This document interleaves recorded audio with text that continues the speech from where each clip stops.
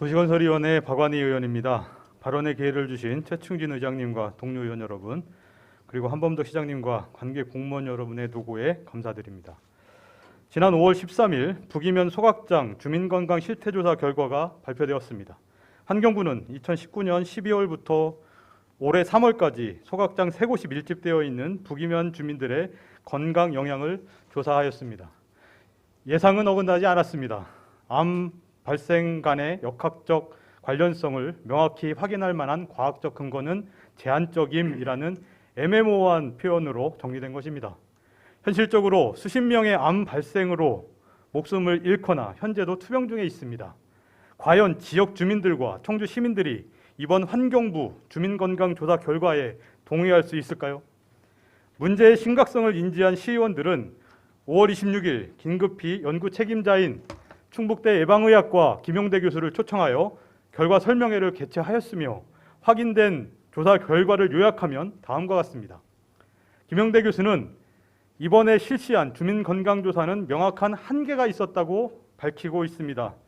과거 노출 영향 관련 자료가 많이 부족했고 잠복기가 10년 이상인 고형암 증가 여부 등을 파악하기에도 시간적인 제약이 컸다는 것입니다. 특히 특정 암 발생이나 요중 카드뮴 수치 등이 다른 지역에 비해 높은 것이 확인되는 등 소각장 밀집이 주민 건강에 영향이 일부 있었다고 판단해야 한다는 것입니다. 또한 임종환 인하대 보건대학 원장도 언론 인터뷰에서 소각장이 근접해서 암 발생이나 생체 지표 노출 농도 등이 높아진다는 것은 전문가들이 일반적으로 소각장과의 연관성을 뒷받침할 수 있는 근거로 본다는 입장을 밝혔습니다.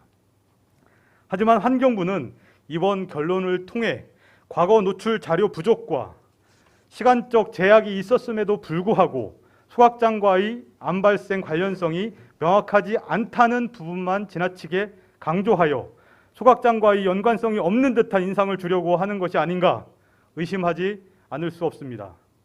언론 보도에 의하면 이번 조사 결과에 대해 전문가들도 문제 제기를 하고 있습니다. 다양한 역학 전문가들로 이루어진 한국역학회의 자문 등이 생략된 채 결론을 도출하여 제대로 된 검증이 부실했다는 지적을 받고 있습니다. 이미 환경부는 2019년 전북 익상 장전마을에서도 비료 공장과 주민 암 발병의 인과성이 뚜렷하지 않다고 했다가 역학회의 자문 결과로 입장을 번복한 사례가 있습니다.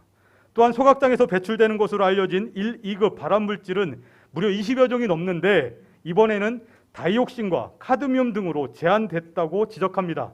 특히 소각업체가 2010년 허가받을 당시 카드뮴 배출을 신고하였고 또 다른 업체는 다이옥신을 2007년 허용기준치 2.89배, 2017년에는 5배 이상을 배출하다 적발되기도 했는데 역학적 관련성을 입증할 과학적 근거가 제한적이라는 것은 상식적으로 납득되지 않는다는 것입니다.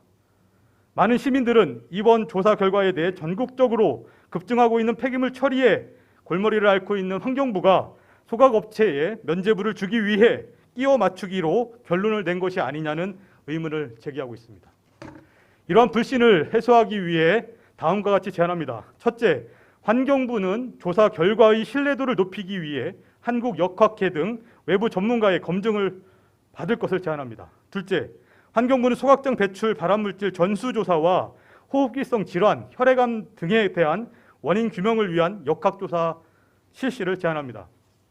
셋째, 환경부, 충북도, 청주시는 북이면 지역의 장기적인 사후 관리 및 충북과 청주의 환경문제 대응을 위한 환경보건센터를 설치 운영하여 상시적인 주민건강조사를 진행할 것을 제안합니다. 넷째, 청주시는 현재 청주시 관내에서 가동 중인 모든 소각장의 안전을 검증하고 시스템과 제도를 보완할 수 있는 민관 산학연이 참여하는 청주시 소각장 안전검증위원회 구성을 제안합니다. 우리 청주시에서 전국 최초로 폐기물 소각장 주민건강조사를 실시했습니다. 그 어떤 사업이라도 주민의 건강권을 우선할 수는 없습니다. 이번 기회에 시간이 걸리더라도 제대로 된 구민건강조사와 역학조사를 진행해야 합니다. 이는 청주 시민의 생명과 안전을 지키는 문제이기 때문입니다. 이상으로 5분 발언을 마치겠습니다. 경청해 주셔서 고맙습니다.